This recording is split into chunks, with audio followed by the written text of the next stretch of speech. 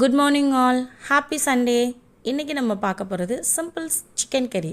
இது என்னோடய first recipe. நான் சின்ன பொண்ணாக இருக்கப்போ, நான் ஸ்கூல் படிக்கிறப்ப நான் செஞ்சது.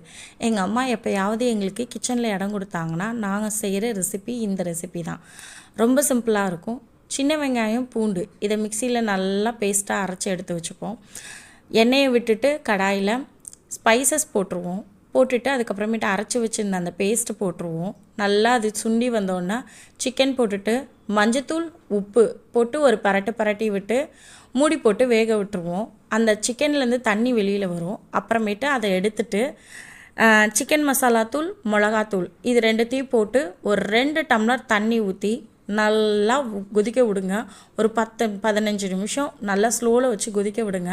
அந்த தண்ணி கொஞ்சம் குறைஞ்சிரும். அதுக்கப்புறமேட்டு அதை எடுத்து நல்லா இட்லி, தோசை, சப்பாத்தி, இடியாப்பம், ஆப்பம் சூடாக சாதம் வச்சு அது மேலே இதை ஊற்றி சாப்பிட்டிங்கன்னா வேறு லெவலில் இருக்கும். சண்டேவே ஃபுல்ஃபில் ஆகிடும். ஸோ இதை ட்ரை பண்ணி பாருங்கள். ரொம்ப சிம்பிளாக இருக்கும், ரொம்ப டேஸ்டியாக இருக்கும். அந்த பூண்டும் சின்ன வெங்காயம் தான் ஃப்ளேவர். Thank you so much.